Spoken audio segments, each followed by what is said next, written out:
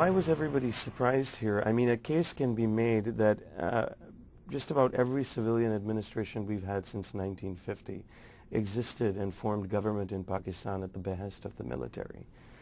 There were elections, but in Pakistan, democratic elections, you have to look at them with a little bit of nuance.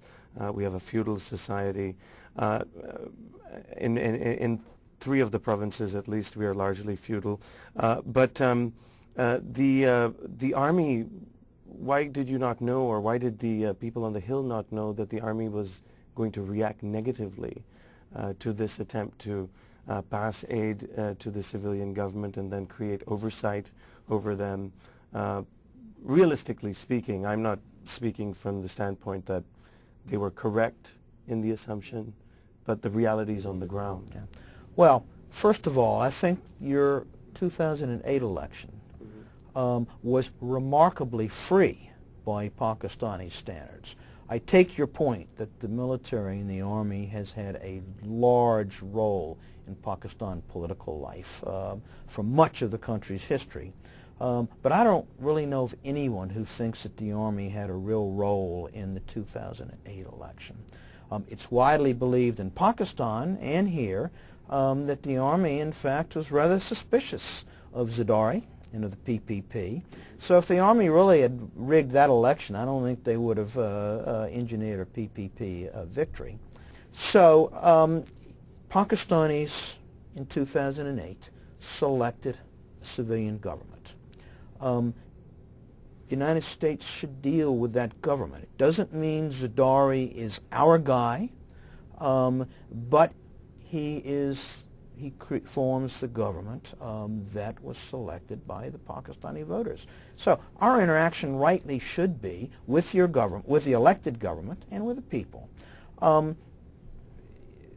Look, we've been criticized for cozying up to your military for 40 or 50 years.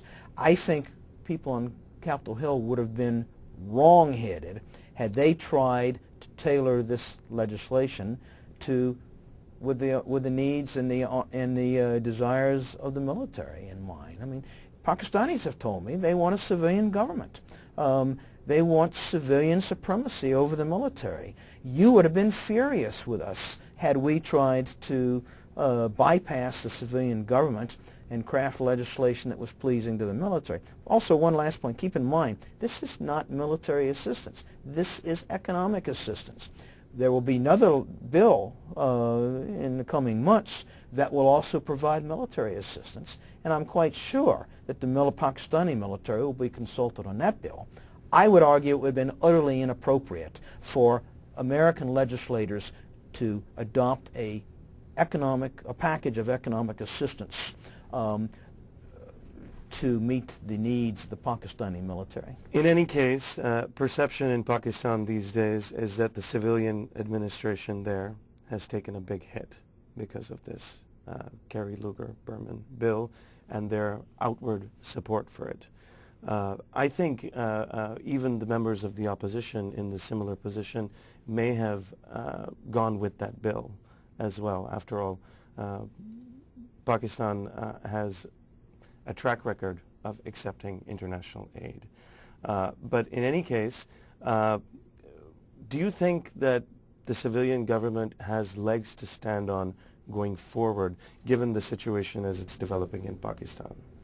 Well, by the time this airs, there'll be a lot of water under the bridge, so I'm not going to speculate what the situation will be in 2 or 4 or 6 weeks. When I was there in the middle of October, the civilian government was clearly under fire, but no one painted a scenario to me where it was going to fall. So it seems to me that the government continues to enjoy sufficient support in the National Assembly, so that it's likely to remain in power at some time. But at the end of the day, this is an issue that the Pakistani people should determine for themselves. It would be utterly inappropriate for the U.S. government or for myself as an American citizen to have a favorite or to get involved in Pakistan's domestic politics. This is what democracy is all about. This is what Pakistani should be doing.